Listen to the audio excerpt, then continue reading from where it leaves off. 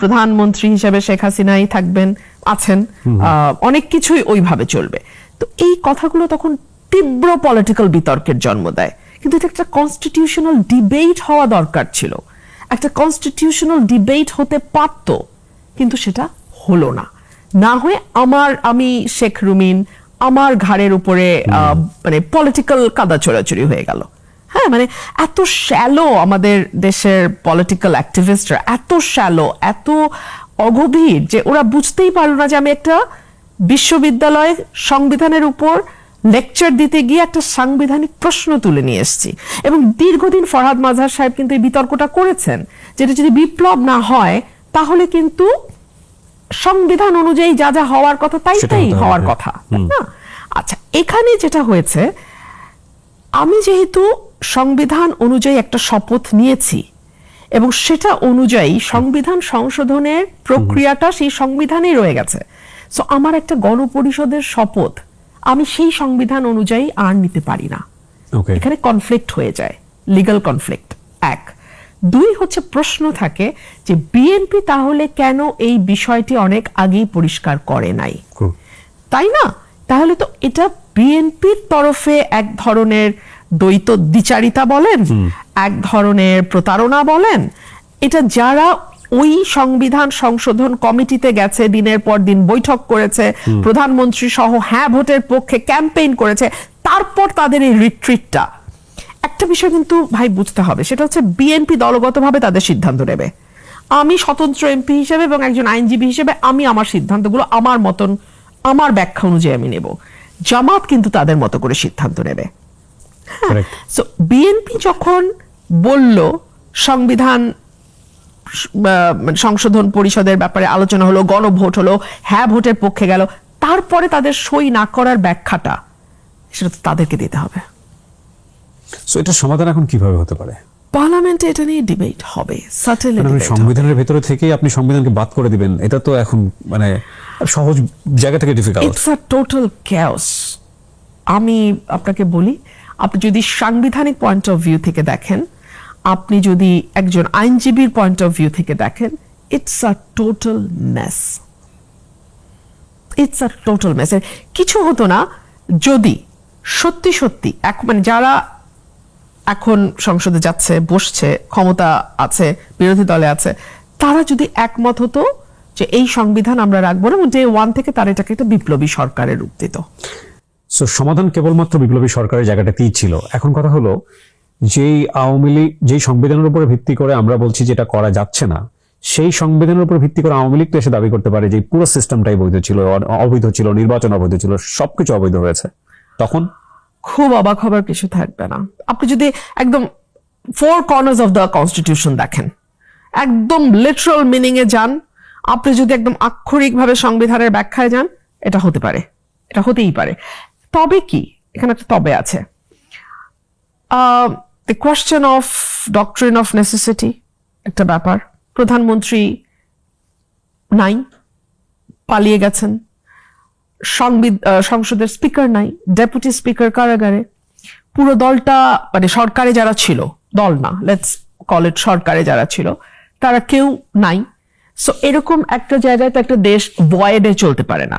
সেই কারণে আপনি দেখেন এই সংবিধান অনুযায়ী কিন্তু সুপ্রিম কোর্টের রেফারেন্স চাওয়া হয়েছে, এবং সেই রেফারেন্স অনুযায়ী অন্তর্বর্তীকালীন সরকার গঠিত হয়েছে। সো সেইটার কিন্তু একটা লিগ্যাল বেসিস আছে। তারপরেও কথা থাকে, আমি জানি না আমি কি এই ডিবেটে ঢুকবো, কারণ এটাকে খুবই পলিটিক্যাল একটা কালার দেওয়ার চেষ্টা হবে। আমি কিন্তু একদম একজন আইনজীবী হিসেবে কথাগুলো বলছি।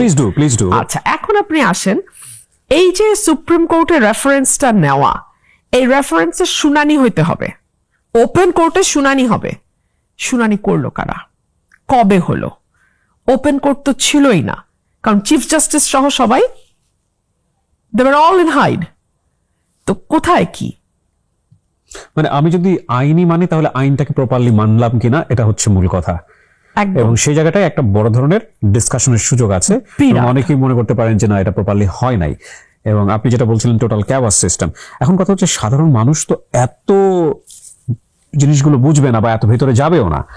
এখানে তো আসলে স্টেক হোল্ডার যারা ছিলেন তাদের একটা অনেক বড় রেসপন্সিবিলিটি ছিল। তারা কি বিষয়গুলো বোঝেননি নাকি বুঝেও বুঝতে চাননি? তারা অন্য কোনো ইন্টেনশনে বিষয়গুলোকে বাঁচিয়ে রেখেছেন? ক্ষমতার জন্য সবাই মরিয়া ছিল। again and again, মানে এত বড় একটা ঘটনা থেকে বাংলাদেশের মানুষ বা যারা স্টেক হোল্ডার ক্ষমতা তারা যদি শিক্ষা না নিয়ে থাকেন তাহলে তো এটা খুবই দুঃখজনক। কিবরিয়া ভাই, আমরা তো আশা করেছিলাম 11-11 পরে সবাই খুব শিক্ষা নেবে, নেয়নি। এবং ক্ষমতা সুসংহত করবার জন্য হেন কোনো অন্যায় নাই যেটা করা হয়নি। সো আমরা যদি শিক্ষা নেই তাহলে শিক্ষাটা হচ্ছে আমরা কেউ শিক্ষা নেব না।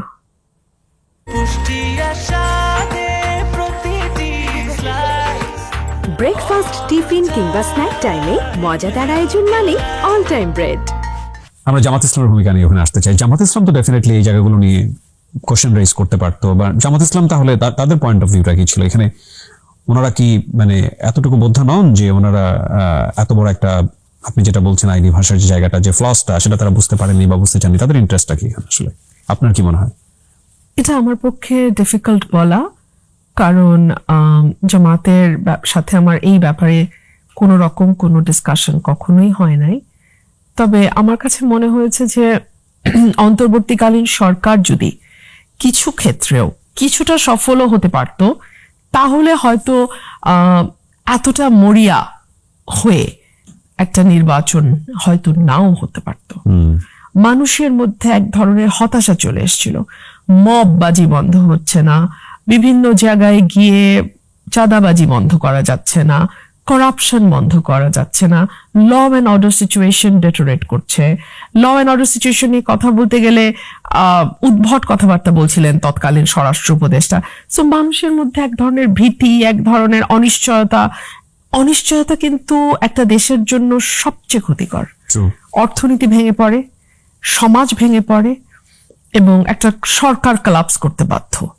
সো এই যে আনসার্টেনটি, কি হবে, কি হতে যাচ্ছে, ইভেন উপদেষ্টারাই বলা বলি করছেন যে খোদ নির্বাচনের আগের দিন তাদের কাছে ফোন আসতে থাকে, আচ্ছা নির্বাচন কি কালকে হবে, সত্যি হবে, আসলেই হবে।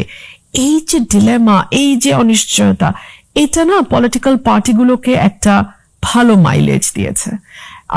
ইন্টারিম গভর্নমেন্ট যদি কিছুটাও সফল হতেন, মানে এইরকম আটার ব্যর্থতা তো খুব কম হয়। সো এইটার একটা সুবিধা পলিটিক্যাল পার্টিগুলো সবাই নিতে পেরেছে। So in the long run এটা একটা কোশ্চেনই থেকে গেল, এবং এই যে মানে কাইন্ড অফ হোলস যেগুলো আসলে যদি একটা প্রপার বলা যেতে পারে প্রপার আনসার না পায়, তাহলে এটার সুযোগ হয়তো যাদেরকে নিয়ে আমরা আজকে বলছি, মানে যে যাদের বিরুদ্ধে আন্দোলনটা হয়েছিল, তারা ডেফিনেটলি ইন ফিউচারে সেটা নেওয়ার চেষ্টা করবেন এবং নেবেন। আমি অবাক হব না, আমরাও অবাক হব না। তবে আমরা খুব বেশি অবাক হব যে আমাদের চোখের সামনে যে ঘটনাগুলো ঘটে গেছে। আপনারা জানেন যে 24শে জুলাইয়ের যে অভ্যুত্থান, যেসব ছেলেমেয়েরা রাস্তাঘাটে জীবন দিয়েছে, যেসব শহীদ পরিবার এখনো তাদের প্রপার মর্যাদাটুকু পায়নি, হয়তো সারা জীবনে কোনোদিনও পাবেন না, তারা যদি তাদের কাঙ্ক্ষিত বাংলাদেশ দেখতে না পান। রুমিন, আপনার ব্রাহ্মণবাড়িয়া নিয়ে কথা বলতে চাই। ব্রাহ্মণবাড়িয়ার দুটো ইমেজ, একটা হচ্ছে রুমিন ফারহানা ব্রাহ্মণবাড়িয়ার, সেটা একটা, আর একটা হচ্ছে যে ব্রাহ্মণবাড়িয়া নামটা শুনলেই আমরা যেটা শুনি দুই পক্ষের খুব তুচ্ছ সিলি ঘটনা নিয়ে যে কাওয়াজগুলা হয়। কতটুকু কাজ করার সুযোগ আছে একজন স্বতন্ত্র সদস্য হিসেবে? It will depend on the goodwill of the government. সরকার আমাকে কতটুকু কাজ করতে দিবে, এক। দুই হচ্ছে সরকার কাজ না করতে দিলে আমি কতটুকু স্ট্রংলি কাজ করতে বাধ্য করতে পারি সরকারকে। আজকাল গণমাধ্যমের যুগ, সবার হাতে হাতে সেলফোন। আমি কোথায় কি ডিও লেটার দিচ্ছি, কোন কাজটার জন্য আমি সরকারকে অনুরোধ করছি, সরকার কোনটা শুনছে কোনটা শুনছে না, এটা কিন্তু it will be like an open book. সবাই দেখতে পাবে, সবাই জানতে পারবে। এবং খুব বেশি ইনজাস্টিস করার চেষ্টা হয়তো হতে পারে, কিন্তু সেটারও একটা ব্যাকফায়ার আছে। আপনি জিতে আসার পরে বিএনপি থেকে আপনার সঙ্গে যোগাযোগ করা হয়নি? বা না, থ্যাংক গড না। তো আমার কাছে আমাদের মধ্যে প্রচন্ড মানবিমানের খেলা চলছে এখানে। সরি, আমি এটা ফিল করছি, আমি জানি না আসলে পলিটিক্স এর ভাষা কি হতে পারে, বাট হাউ, কেন হবে এটা? মানে ভেরি আনএক্সপেক্টেড। আপনার কখনো আপনি মিস করেন না আপনার দলকে? দেখুন কিবরিয়া, আমি একা বড় হয়েছি, আমার ভাই বোন নাই। আমি আপনাকে আরেকটা সত্য এগুলো সে সব বলেছি। শেষবার কিছুটা কিন্তু যাবে আজ এই শোটাতে। হ্যাঁ, আমি কিছু আমার লাইফে কিছু পেটস নিয়ে আমি বড় হয়েছি, এখনো কিন্তু পেটস নিয়ে আমি থাকি। ওকে। আমার লাইফে আবেগ শব্দটা খুব দামি। এটা আমি আমার বাবা মার বাইরে খুব বেশি মানুষ, আমি জানি না, আমি হাতে গোনা বোধহয় 1-2 জনের ব্যাপারে আবেগ শব্দটা বলতে পারি। এবং জীবনের এই পর্যায়ে এসে আমার মনে হয় না আমি এই দুটো মানুষ ছাড়া আর কারোর ব্যাপারে আবেগ বলতে পারবো। ইনভেস্টমেন্টের ব্যাপারে যদি আসে, আপনি ওই শোটার কথা বলে আসলেন। সময় হচ্ছে আমাদের জীবনে সবচেয়ে গুরুত্বপূর্ণ ব্যাপার। আমি যতদূর জানি, যখন আপনাকে আমি প্রশ্নটা করছিলাম যে আপনি ল প্র্যাকটিস করলে, আমি যদি ভুল না বলে থাকি ওই শোটাতে আছে, আপনারা দেখে নিন, আপনার প্রতি মাসের রেভিনিউ হতো 5 থেকে 6 লাখ টাকা। সেটা আপনি সাইড করে দিয়ে আপনি দলের পেছনে সময় দিচ্ছেন, and it is being 17 years. সেখানে ইমোশন না এসে থাকে কিভাবে? আমি না একটু ম্যাথমেটিক্যালি চিন্তা করি। আমি সময় দিয়েছি, নিশ্চয়ই দিয়েছি, দল বেনিফিটেড হয়েছে, আমিও তো রোমিন ফারহানা হয়ে উঠেছি। একমত। হ্যাঁ, এবং এই যে এত মানুষের ভালোবাসা, এটা কি আমি কিনতে পারতাম, কোনো কিছু দিয়ে পেতাম? আমিও তো ফ্লারিশ করেছি, আমি আমার পরিশ্রম, আমার যেটুকুই আল্লাহ মেধা দিয়েছেন সবকিছুকে কাজে লাগিয়েছি। সো আমি বলবো it's a win-win situation. Definitely. আমরা কয়েনের একটা সাইড নিয়ে কথা বলছি, যদি হেরে যেতেন? আমি এটা ভেবেছি। আমাকে নিয়ে কিন্তু ভীষণ ট্রোল হচ্ছিল। আমি একজন নারী, আমি একজন প্রতিবাদী নারী, আমি একজন ওমেন উইথ আ ভয়েস। এই সমাজে ওমেন উইথ আ ভয়েস খুব ভয়ানক। সো আমার সাথে যখন ম্যাজিস্ট্রেটের ঘটনাটা ঘটলো, আমি for the first time in my life Bindu Masi শব্দটার সাথে পরিচিত হলাম। Bindu Masi, people use to call me Bindu Masi, দেখছিলাম ফেসবুকে। And then I ask someone যে হু ইজ শি, ওই বিষয়টা কি? তো বললো এটা একটা বাংলা কলকাতার আছে, ওখানে একজন খুব ভয়াবহ নোটোরিয়াস ভদ্রমহিলা আছেন যার নাম বিন্দু। তো then I scrolled and I found her. তখন আমার মনে হলো যে আচ্ছা ঠিক আছে, এই যে ভয়াবহ রকম ভাবে আমাকে ম্যালাইন করা হচ্ছে, গালাগালি করা হচ্ছে, ব্যাড নেমসে ডাকা হচ্ছে, হারলে কি হবে? তো আমি আমার নিজেকে বললাম যে দেখুন, আমরা সবাই যার যার জায়গা থেকে কিন্তু লড়াইটা করি। আমরা যে সবাই ফলটা হাতে পেয়ে যাই তা কিন্তু না, কিন্তু আমি একটা পথ তৈরি করি। এই যে আমি দাঁড়ালাম, এই যে আমি লড়াই করলাম, এই যে আমি যুদ্ধটা করলাম, আমি কিন্তু একটা ছাপ রেখে গেলাম। আমার পথ বা আমার এই উদাহরণ থেকে হয়তো আরেকটা মেয়ে যে জিতবে এরপরে, সে হয়তো সাহসটা করবে। সো এই জন্য আমার কাছে মনে হচ্ছে আমি হারি বা জিতি, আমার জেতা হয়ে গেছে। হারা বা জেতা এটা একটা মুহূর্তের ঘটনা মাত্র কিবরিয়া। বাট ফ্যাক্ট, আপনি ওয়ারফিল্ডে থাকলেন কিনা সেটাই হচ্ছে ফ্যাক্ট। একদম একদম। মানে ধরুন বিদ্যাসাগর বা রাজা রামমোহন রায় সতীদাহ প্রথা বন্ধ করতে চেয়েছেন, বিধবা বিবাহর চল করতে চেয়েছেন, মেয়েদেরকে স্কুলে আনতে চেয়েছেন, বেগম রোকেয়া সাখাওয়াত মেয়েদেরকে স্কুলে আনতে চেয়েছেন। কজন মেয়েকে পেরেছেন? কজন মেয়েকে বিধবা বিবাহ আটকাতে দিতে পেরেছেন? কজন সতীদাহ বন্ধ করতে পেরেছেন? কিন্তু ওনারা কিন্তু স্টার্ট করে গেছেন, লড়াইটা শুরু করেছেন। লড়াই করাটা খুব, ওটাই ঘটনা। বাকি সব মানে আসতে পারে, নাও আসতে পারে। True, wonderful. এই যে বারবার আপনি বলছেন না যে আপনি খুব ভীষণ একা একজন মানুষ, নিজের জায়গাটাতে, নিজের গণ্ডিতে। আমাদের দিন শেষে আসলে না, আমি আপনাকে ডেফিনেটলি জিজ্ঞেস করবো না আপনার বিয়ে কবে, এত তো জিজ্ঞেসই করা হয়ে গেল বোধহয়। সো আমাদের হয় কি, দিন শেষে না একটা জায়গা লাগে, নিজেকে বলার জায়গা, নিজেকে কিছুটা হলেও ভ্যাকুয়াম করার জায়গা। কারণ অনেক কিছু তো জমা হয়, এবং রাজনীতির মতো একটা জায়গাতে যেখানে আসলে জানি না, বন্ধু শত্রু বলে বোধহয় কোনো ব্যাপার স্যাপার থাকে না।